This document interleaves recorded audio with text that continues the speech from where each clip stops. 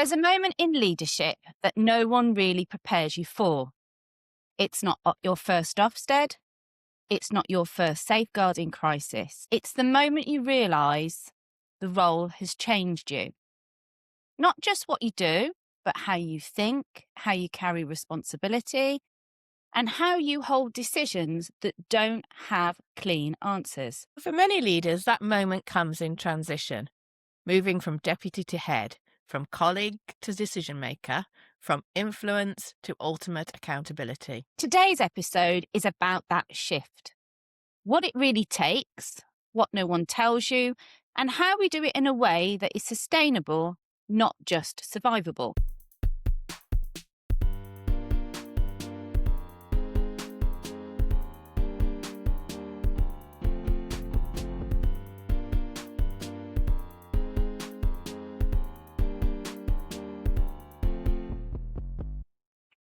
Welcome back to Being the Head, the human cost of leading schools. I'm Jane.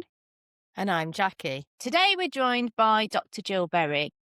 Jill has taught for 30 years across 6 different schools in the UK in both the state and independent sectors, and spent the final 10 years of her career as a head teacher. Since 2010, she's completed a doctorate focused on the transition to headship, authored Making the Leap, Moving from Deputy to Head, delivered a powerful TEDx tour, Take a Second Look, Bring Out the Best in Yourself and Others, and continues to work extensively in leadership across all levels. She's a strong advocate for professional connection and the role of networks in leadership development. Jill, it's an absolute pleasure. Good to be here. Before we come to you, Jill, we're going to just ground what we've been talking about across the system, what it feels like right now. So we're seeing increasing movement and in some cases instability in leadership roles, particularly within the first 5 years of headship. And alongside that, the Education Support Teacher Wellbeing Index 2025 tells us that 78% of senior leaders report experiencing stress, and over half have considered leaving the profession in the past year. So this is not a small issue. This is systemic. And when you layer that with what leaders are dealing with on a day-to-day basis, those increasing parental complaints, often escalating quickly, greater complexity in safeguarding, and persistent challenges around attendance and send, it raises a serious question. Are we really preparing leaders for the role or simply appointing them into it? Jill, you spent a significant part of your career researching this transition. Given what we're now seeing in terms of leader stress and retention into those posts, what do you think the system is getting wrong about preparing people for headship? Thank you, Jacqui. I actually think it isn't preparing people for headship, which is where it's going wrong, although we need to continue to improve our preparing for headship programs. I think it's more to do with the support heads are given when they're in service. I think that's what we need to focus on. I've been thinking about this a lot. The universities of Nottingham and Warwick have recently done some extensive research into sustainable school leadership. It was a 3-year research project. They collected a lot of data across England, Scotland and Northern Ireland. And they've recently released a series of podcasts where they unpicked the results. They talked to heads and education specialists about what they learnt and what the next steps are. How can we make school leadership sustainable going forward? And it seemed to me, listening to the podcast, that really we do need to make sure that the preparing for headship programs are fit for purpose and they evolve all the time. We do need to think about succession planning, and those in schools and those who support schools need to be spotting potential, nurturing it, developing leaders at all levels. But actually, the support we give heads from the lead-in period onwards. So the lead-in period is the phrase I used in my research and in my book for that time between getting a job and formally stepping into the role. And it's quite a tricky time because you're trying to balance 2 competing things. But really, from that time onwards, through transition into new headship, and I think throughout a head's tenure, they need more support than I think they're getting at the moment. That's my take on it. I think that's really a valid point. When we look at our own careers, I mean, um, I was very determined that I wanted to be a head. So I went out and hunted for an outstanding leader to train under, because I knew that I'd worked for some very variable heads and I knew what good leadership looked like. And I thought, right, I've got to get out there. But there was no program. And I think when I go back to what we're seeing now for new heads into posts, what is being provided for those, and what I got, and we're going back to sort of 25 years ago, there was a lot of funding around all those different programs. You've been ahead for a couple of years, and now you're doing this, and now you're doing the other. And I don't know, Jill, you tell me, I don't see that infrastructure as much around supporting leaders as I had when I was ahead 26 years ago. Is that fair to say? I think it is. And even if people realise that a new head, a first-time head, needs support, you don't suddenly stop being a new head, do you? It's not, well, you've done a year, you do 2 years, you're not new head now, you're an experienced head. Well, actually, that experience takes time, doesn't it? It's hard won. I became a head in 2002, Jacqui, and I was still learning in year 10.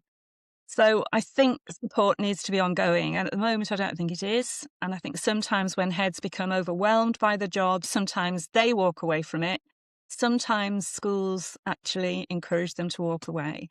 And we need to be much more intentional and consistent in how we offer support and how we encourage heads to look for sources of support, including networks, as well as other kinds of support, to make it sustainable in the long term. And also not set them up to fail. I think that's the other point that you made when you were talking, is about actually, are we ready for that post as well? That's the other side of it. Are we setting people up to fail? There is such a recruitment crisis at the moment. Do we need to have something where we say, actually, we're not ready? Because we did have that in our diocese with our director of education. She would say to us, she would openly say, I don't think you're ready yet, but you will be when you've or you've had experience of that. And I think that's another kind of big area that we need to look at as well. Are we ready for it? Are we prepared for it? So it's that pre-preparation training as well as the in-job training, as well as doing the job at the same time, which is incredibly difficult, isn't it? Yeah. I mean, I think both Jacqui and I have been put in schools where the wrong person has been appointed, not through their own fault. They've been put in a position where they perhaps weren't ready, or they didn't have the specific support, or had developed that specific skill set to deal with the challenges that those schools were facing at that time. And I think we've got to look at it from both sides. It was unfair on the person that was put in that position. A few that come to mind that both Jacqui and I worked with walked away from education, and it was a real sad day, because actually they were brilliant teachers, absolutely fantastic teachers, but they were put in positions that they were not ready for, or they didn't have the appropriate support or skills. And then you've also got to look at the impact that then had on the school and the pupils, and, what the children were able to achieve. And it takes years to undo. I don't want to use the mess, but it was to undo the sort of mess, the problems that had arisen by putting that person in that difficult post. I don't think many heads know where to look. Can I just bring something in here? Because you reminded me of something that Carolyn Roberts said on one of the podcasts on sustainable school leadership. Carolyn Roberts she's a former head now. She was the head of Thomas Tallis School, but she was also very involved in the ethical framework for school leaders. She chaired the group that looked at that. And she said this: it's really important that we give younger leaders enough support so that they can get to grips with the entire width and breadth of the job, and not collude in a system which measures them harshly and quickly, because that's what makes people go. Wisdom and experience are important, but you don't get those straight away. And one of my hopes is that we find a way of keeping people longer so that they can develop the wisdom and experience to cope better and be happier. And because of the recruitment issue, a lot of people are moving to headship much younger than they did in our day. So it's a much more acute problem. I work with a lot of newly appointed head teachers going into that role. And a lot of the things that they're saying to me is, we really don't know what we don't know. And you only get that with time and experience. But also they're asking, well, what do I do? They want an absolute map of what they do in that first term, in that second term, or something that will ground them. And the problem is that we look at them and we put them in these positions and we are almost setting them up to fail if we haven't got that infrastructure around them and we're judging them. And I think that comes from a judgment of how are we held to account, who are we held to account, and why are we held to account. So there's a whole question about actually, are we judging in the correct way for these newly appointed head teachers? Yeah, I think accountability, no head would say accountability isn't important. And in actual fact, from our time as teachers, we are trying to get the balance of support and constructive challenge with the young people and the children we teach. And as a middle leader, you do that. As a senior leader, as a head, you would expect to be held accountable by your governors, your trustees, the people who appointed you and had faith in you. I think the issue at the moment is that we need to control that drift towards really high stakes accountability with potentially career ending consequences. That's what we need to watch out for. Challenge is high. That's not a bad thing. It's linked to high aspirations. But threat and fear shouldn't be high, should they? And I think at the moment they are. Yeah. And teachers work long hours, and heads do. I worked long hours. But actually, the research into workload suggests that if the work is purposeful and it aligns with our vision and values, it's far less draining than if it seems to be driven by the agenda of others and it's responding to pressure from outside and it's meaningless. So we do need to watch perfectionism and know when good enough is good enough. But actually, if the nature of the work, we see it as valuable, then often we are prepared to invest our time and energy. There's accountability on the one hand, there's building workload on the other hand, but we have to look at how we protect ourselves and how we look after others. And I think in the early days as a head, you're very keen to get it right, aren't you? You want to prove that the faith of the panel who chose you, their confidence in you is merited, and you also want to prove yourself to yourself.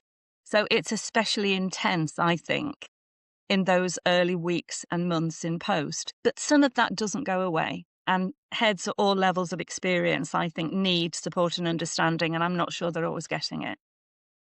I think that leads beautifully on to the next question, actually, Jill. I mean, we know many heads are working 50 to 60-hour weeks. I know I was one of them. I know Jacqui was another one. I'm sure you did as well. But when you're that tired, you get that sort of decision fatigue, often making those constant high stakes decisions. From what you've said, how does that reality actually shape those early months in headship, in your opinion? I think when you become a head, you have a vision of the head you want to be, don't you? And you know you're working towards it. I think sometimes we don't give ourselves enough credit as heads, especially in the early days. I think we judge ourselves too harshly. And we need to make sure that there are people around us who are bolstering us and guiding us and advising us. If you go into headship, think, now I need to know everything. I need to be the one who's the repository of all the ideas and the initiatives, who can solve all the problems. You're setting yourself up to fail, to use that point that Jacqui made earlier. So I do think we need to be tolerant of ourselves. Book that I always recommend to aspiring leaders and serving leaders at all levels is Steve Mumby's Imperfect Leadership. A book for leaders who know they don't know it all. Because he says in that we are all imperfect and we will get it wrong. And we need to just resolve to learn from our mistakes and try to do a little better next time. That's all any of us can do. So just working harder and harder, Jane, to try and prove ourselves or to be very intolerant of our own mistakes. I will say no one expects their leader to be infallible. They expect them to be honest. And sometimes we need to say we got that wrong. If we could go through yesterday again, we might do things differently. But we've learnt from that and we will not make the same mistakes over and over again, because that, I think, is when people do lose patience. So yes, we work hard. Yes, there are pressures and challenges. I still think headship is the best job in a school. And I had far more positive days and actually joyful experiences than negative ones. So I think as serving heads, we need to be modelling that too, to the people watching us. Because if we don't, we're betraying future generations of leaders who look at us and think, why would you want that pressure, that stress, that tension? It is about balance. There is stress and pressure and tension, but I think there's also the possibility for joy. But we need to look after ourselves, not drive ourselves into the ground, and not be too harsh when we judge ourselves. I think we've talked about this before on previous episodes. It's about those leaders, those school leaders, giving themselves permission, because I think sometimes they get in their own head. I know I did. And, it's giving themselves permission to actually, they're not the font of all knowledge. But that's quite hard, because I think from my perspective, I went into a school where I was as the head teacher, my first headship. I went into the school, followed by a head who'd been there 25 years, and I was the youngest member of staff there. The judgment was already there. I heard the judgment. I got the judgment from the parents. So it was a really difficult transition into that. I was lucky at the time that the Director of Education of Birmingham was a marvellous lady who Jacqui's already alluded to, and I was actually assigned a mentor, which was Jacqui. And that helped, because I would have walked after 6 months of what I had to deal with. I would have walked from that school, but I see that still happening time and time again. So what needs to change? Because something needs to change, because that's the one thing that bothers me at the moment, is that I'm hearing more experienced head teachers choosing to leave because they've had enough. They've had enough. If you could speak to somebody in the Department for Education, if you became Secretary of Education, what would be the one thing that you would change to stop that?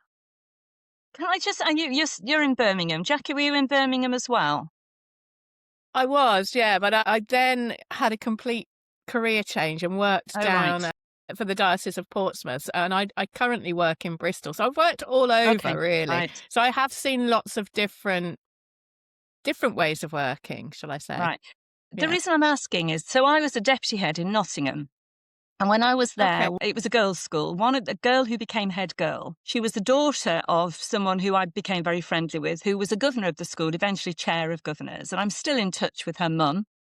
And this woman, who was called Anna Monroe, she's married now, she works for something called the Birmingham Education Partnership.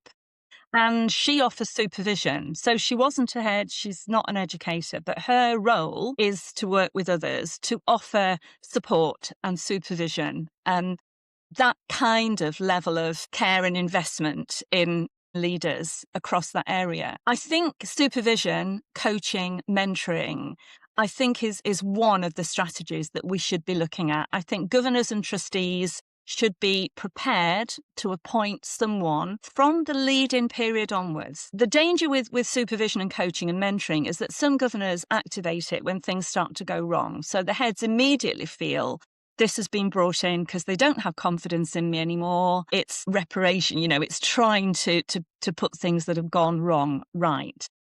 But in actual fact, if you have a coach or a mentor, or you have supervision from the time when you're appointed, when everyone is still very positive about your chances of success, they've chosen you, they want you to be a good choice. They want you to do a good job so that they can say, didn't we make a strong appointment? If it starts at that point, so prior to you stepping into the role, during the process of transition and into your headship, I think you are far more likely to make success of it because you've got someone to talk to, someone to think things through with. They're not an employer. They're not a member of staff. They're not in your school at all. It needs to be someone who gets it, but it needs someone who can just help you see things clearly, give yourself credit for what's going right, because some things will be, those small steps in the right direction. Keep the things that are overwhelming you in proportion, and just help you keep moving forward. Interestingly, I did some work with the vice principal who then became a principal. We did coaching for a number of years, usually online. Occasionally I'd meet her, but more often online. And at the end of every session that we had, I would send her a bullet point summary of the things that we'd discussed, what she'd decided, what she was thinking. Sometimes I'd put in a few links to things she might want to read or think about. And she said to me later on in a headship, sometimes, Jill, on difficult days, I used to get out those earlier summaries and just cast my eye over them to remind me of what was exercising me at the time and the fact that I survived it. We found a solution, we moved forward. So it's that reinforcing the positive, which I think you can do with a coach, a mentor, or with someone who's offering supervision. And that's what I think heads need throughout their time. And they're not always getting it. The governors and trustees aren't necessarily investing, or the heads aren't investing the time. They're putting themselves last. I can't spend money on me when I've got so many. Or they've given it to somebody else. I mean, we've heard that, haven't we, Jane, where they've been allocated it and they've thought, actually, I'm going to give that to somebody else because they need it more than I do, without actually understanding.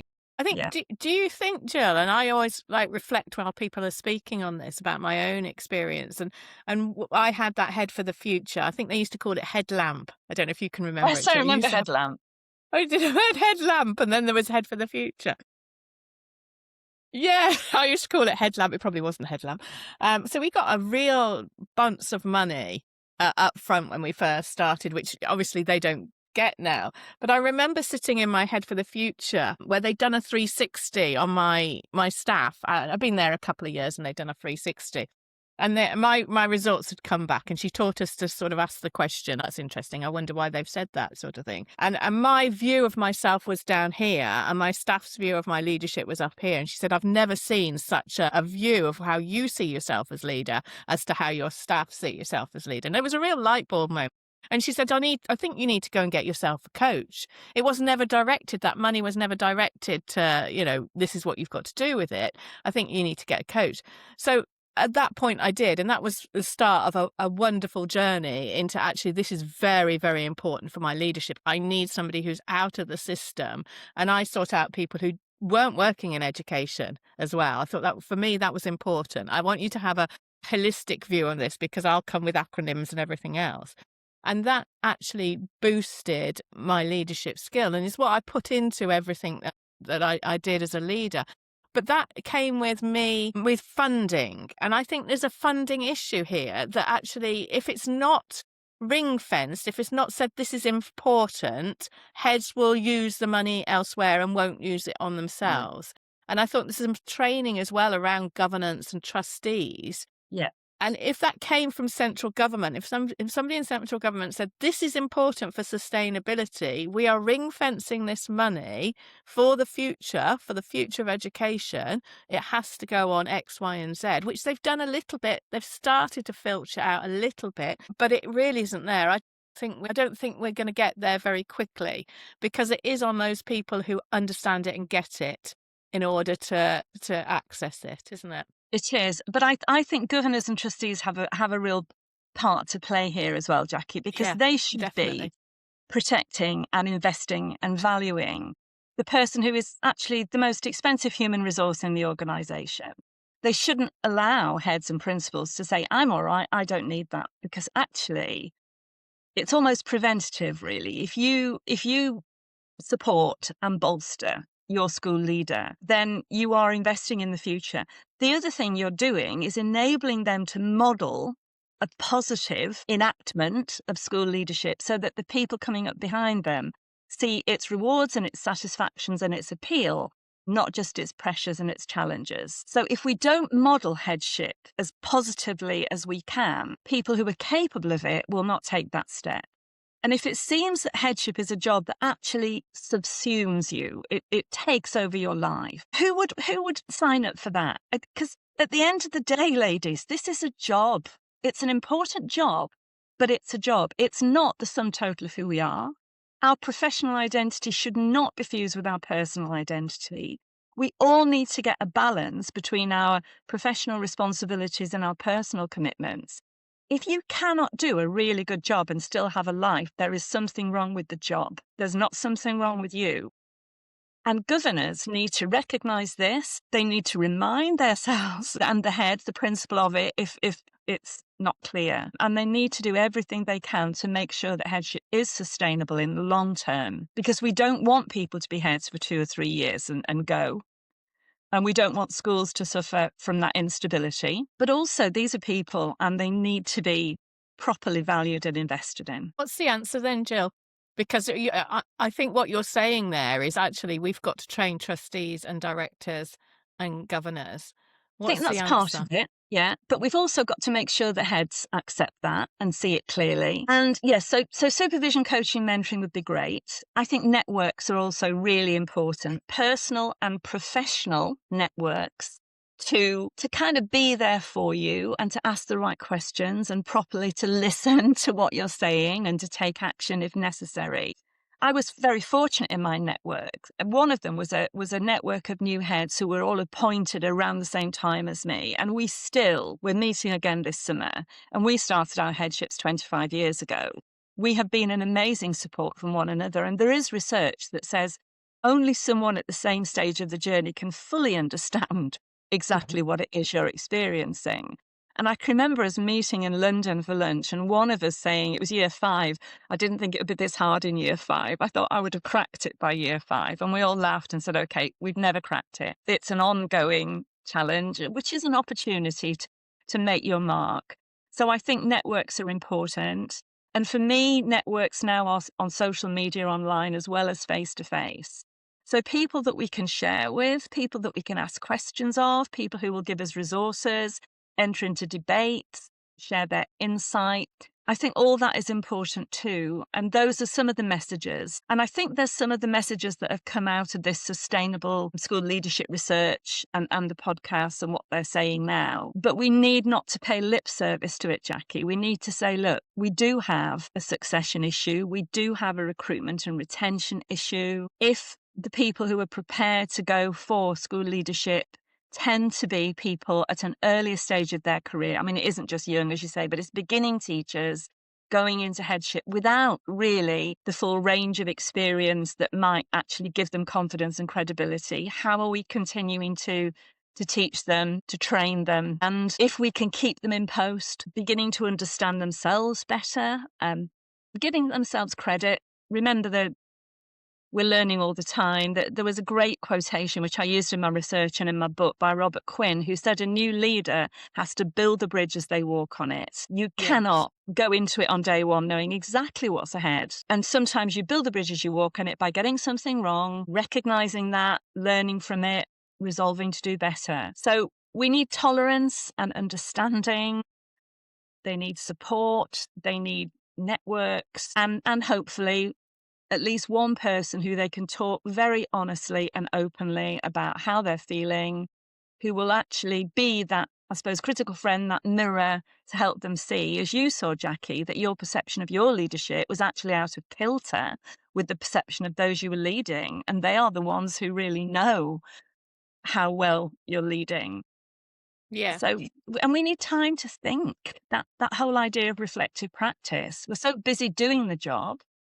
We don't have chance to stop and think about how we're doing the job, how we feel about it, what we're proud of, and what we need to work on, where our areas for development are. And both Jane and I have been banging on about all these things, haven't we, for a long time? But it's trying to get people to understand that. I mean, I'd be really interested, Jill. You said that you had a group of heads that you are still in contact with. I mean, Jane and I, we lost contact when we went off and I did CEOing and Jane did Director of Education. We lost that period, but we've always come back together at some point and had those conversations. So we've always got that really strong bond. I think it was the gin and tonic that pulled us together. Yeah, definitely gin and tonics as well. But initially, I think you have to have those groups somewhere. Somebody says, this person is a new head, this person is a new head. It'd be really good if you get together. And we run head teachers briefings, and we have done for, I think it's been going 12 years. And it's the same group of heads that come. Very rarely do we have any blow-ins, but occasionally we do. And that's gone through. How did your group of people, was it geographical? How was it put together?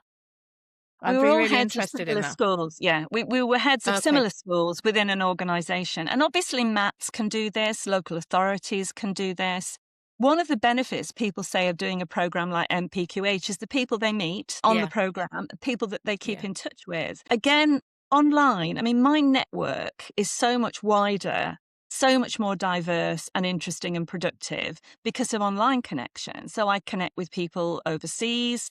Read a book recently called Kind Leadership by Joanna Povell, who's a head in the United Arab Emirates, Abu Dhabi. So at the moment, they've been dealing with all sorts of incredibly difficult things. And I read the book I thought it was brilliant. I posted about it on LinkedIn. We connected. We had a Zoom recently. And she was late for the Zoom because they'd had an alert and had to shelter in space and wait for the all clear, and then they'd lost the internet.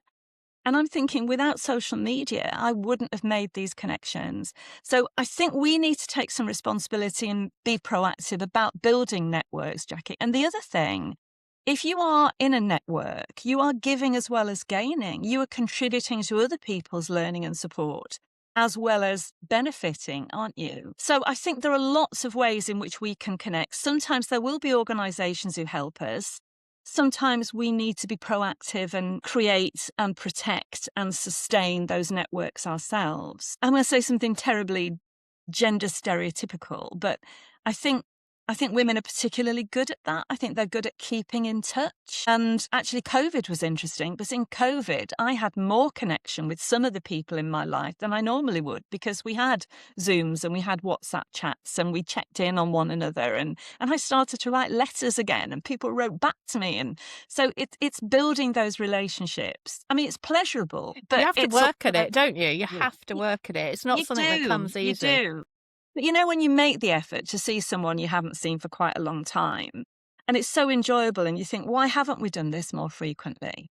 One of the things I say to people is that so I worked for 30 years, I was head for the last 10, but for the last 15 years, I've been working freelance, doing what I want to do, really, and the balance in my life is a lot better. And a lot of people that I have kept in touch with over the years, but perhaps not seen that often because I was working full time, they were busy, I now have time to see and connect with. And I would say to people, if you are busy, just don't lose touch. Even if it's only sending a Christmas card or keeping in touch, updated email addresses or whatever it is, changes of address. Because there will come a time in your life when actually you might be able to give more time to those people, and it is so worthwhile. So relationships are key. Communication is key. It's all relevant to the idea of moving into headship, but just as human beings, I think we need it. I think we're gregarious. We need that connection, and connection can sustain us. Definitely. Thank you, Jill. Thank you. I think we're going to move on to If I Only Knew. Uh-huh. So, Jill, looking back to your first year of headship, what do you wish you had known? It's a bit of an interesting one. I did obviously give thought to this. I'm sure people talk about kind of regrets and things they would do differently. But actually, mine is slightly different in that I realise, looking back, how lucky I was in terms of my relationship with the predecessor head and how she helped me through the period of transition. Now, we never know how typical our experience is, do we? Because we're living it and we're very close to it, and we think that our experience is how it is. But it was only 9 years later when I did my doctorate, and I had 6 participants who were all deputies who'd already got their headship. So they were going through the transition period. And my research kind of charted them through that journey and drew out the learning, that I realised that it isn't like that for everyone. So I was 41 when I was appointed. I was a deputy. I'd never been a head. The outgoing head was retiring after 10 years, and she'd been head of another school for 10 years before that. She was hugely experienced. She knew so much more than I did. She had skills and strengths way beyond mine. I think in the early days, my naivety was quite useful. I don't think I realised how much I didn't know and how much I would have to learn. But she was absolutely invested in helping me make a success of this job. So I had a year's lead-in period, which was really useful. I talk about this quite a lot in Making the Leap, because it's a tricky time while your brain is increasingly feel pulled towards the future, but you were doing a demanding job, and I was doing a job in the other completely different end of the country, to which you owe your loyalty and your energies and your time until your last contracted day.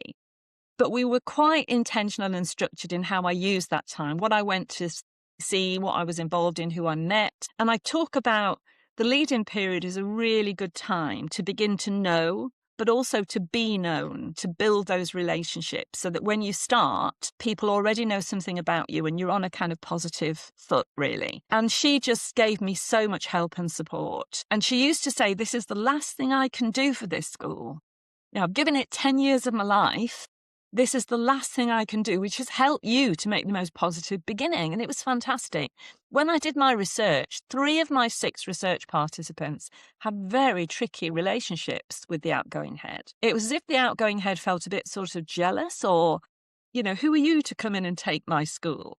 Even though at least one of them was going on to another very prestigious headship. It wasn't that they were reluctant retirees necessarily. So that's what I wish I'd known. I wish I'd appreciated how lucky I was. Because I was lucky, when I said I'd do 10 years, from the beginning, I said I would give the school 10 years. And I didn't change my mind, much as I loved it. And I loved it till the end of year 10, but I felt 10 years in one school was enough for me and maybe enough for them. Maybe they need someone with a slightly different temperament or skill set after 10 years. I resigned at the start of year 9 so that they could appoint my successor and she could have a year's lead in. And I gave her as much support as I possibly could. So I paid it forward. The graciousness and the help of my predecessor, I ensured I paid on to the next head. So talking to any serving heads watching this or listening to this, think about the legacy you leave behind, what you want the school to have gained from your tenure, how you want to be remembered. But part of that is how you treat and how you support the person who's going to take over from you. Don't feel threatened by them, because actually it's not about you and it's not about them. It's about the school. And what the school needs is that smoothness of transition, that stability, that security. So it goes on from strength to strength. So that's what I wish I'd been aware of, Jane, when I look back, that I was really very lucky. But that's how it should be. Oh, and the other thing is about governors. With my 3 out of 6 research participants, the governors knew that the outgoing head wasn't being very helpful, and they didn't address it. They just kept their head down. Well, he won't be here for long. Just hang on. That's weak. That lacks courage. Governors need to be saying to the outgoing head, actually, this isn't what we need from you now. But they didn't have the strength. They didn't have the guts. So governors need to step up there too. And they should be aware if they're not aware. And I would say to any incoming head who isn't getting the support they need from their predecessor, they should talk to the governors who appointed them and say, can you help me here? At least tell me what to do, even if you can't step in and sort it. Give me some advice. You know this head far better than I do. What might they respond to? How should I be playing this? Because that transition starts then. It starts when you're appointed, and you need to make the most of those early months before you're officially in post. Thank you, Jill. That's really useful tips. I think I would have probably fallen into those 3 that probably didn't have the easiest of transition when you were doing your doctorate. It's a very different experience to what you had. But yeah, thank you. For those stepping into headship, Jill, or considering it, it is really quite a complex system that we're going into now. What's one thing do you think they should put in place early to protect their leadership? I mean, you've gone through coaching network and time to think. If you had to choose one of those, which one would it be? If you could only plump for one. I think what new heads need to do is to keep a record of how things are going, so that they make sure they give time to acknowledging their strengths, their successes. I am a great fan of journaling. I think when I did the TEDx talk about See the Best in Yourself, I talked about my diaries and how that's been a very useful way of reflecting. And as well as writing about the things that were concerning me, I would also write about the things that I was pleased with.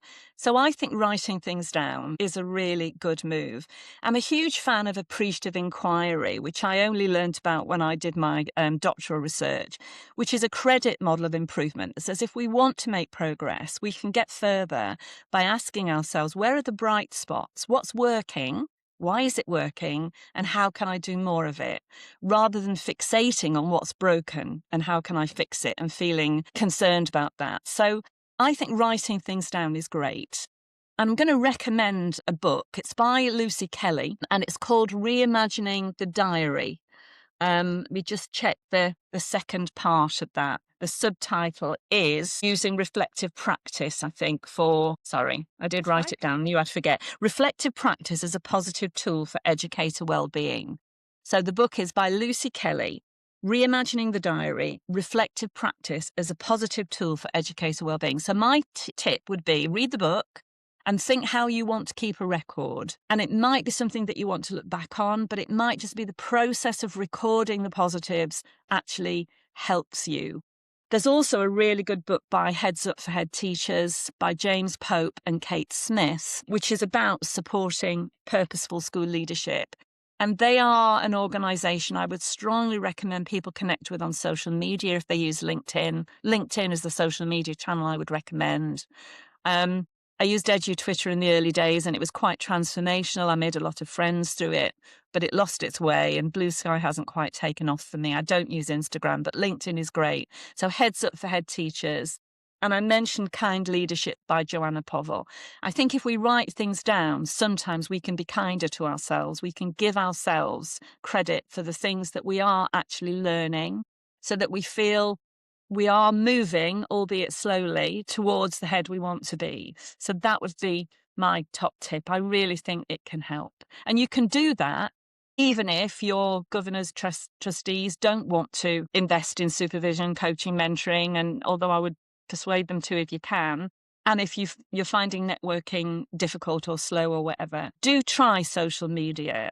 I understand you might feel it's too time consuming and it's another pressure. But remember, you don't need to spend ages on it. You could go on for 10 minutes a day and just see what's new or just go on at the weekend. Someone said to me that it was about Twitter in the early days. It's like a waterfall. It's flowing all the time. You mustn't feel overwhelmed by that. You just take your cup to the waterfall, you take some water, you use it, and when you're ready, you go back with the cup again because it's always there. And I think not using social media because you think it won't be worthwhile is a bit kind of blinkered. If you ask someone, find another serving head who does use it, ask them how they use it, why they use it, what they get from it, and then try it. Because I know so many people who I've given this advice to, and they've got back to me afterwards to say, Jill, I've started to use social media and it is transforming my professional practice. Because judiciously used, it can save you time. I have to say I concur with that. I mean, I never used LinkedIn, never, ever. And then somebody said you need to get that sorted and use it. And it has actually been transformational for my understanding and learning about different things. I mean, doing this, Jane and I have met some most, like yourself, met some most amazing people through the industry that we would never have ever connected if it hadn't been for LinkedIn. We just would never have met them. And it's just... I would encourage everybody. So I think that's a brilliant, brilliant tip. Thank you so much. And Jill. 10 minutes a day, Jacqui, you don't need to be on it for long. And I have more time to be on it. So I feel I'm doing a bit of a filtering job. I usually post links to things, articles, blogs, books, whatever it might be. So following people like me can help you make the most of your time because you think, well, I'm not interested in that. Oh, but I'll save that and read it later. Oh, I'll send that on to that person. So just don't feel you have to spend ages on it. You don't. And I only use it for education. So I don't spend a lot of time on social media for other reasons. I use real people for the rest of my life. But social media for education, I think, is really helpful. Thank you both so much. It's been such a pleasure to talk to you. Thank you, Jill. I mean, before we finish, we just want to say, there's something really important sitting underneath this entire conversation. And we've built a system that expects leaders to make those high stake decisions at pace and under pressure, often in isolation. But we haven't consistently built the structures that protect their thinking, protect them as human beings. Before we go, we just have a few quick updates before we sign off. If you prefer to watch these conversations, you can now find Being the Head on YouTube. Woohoo! We've also launched our Being the Head fortnightly briefing, which you can download directly from our kit page. And if you want to reach out for us with your own stories or feedback, our new email address is beingthehead@gmail.com. Thank you so much, Jill, for joining us. We really appreciate your insight and your honesty and your transparency and all your tips as well. We've picked up quite a few books that we'll be going away and reading ourselves. So thank you so very much for joining us. Thank you for giving me this opportunity. No, thank you. It's a real pleasure. So if you're listening and recognising yourself in this, you're not alone. Follow the podcast as it helps more leaders find this work. Leadership is hard, but you don't have to do it alone. We see you, we hear you, and we'll see you next time.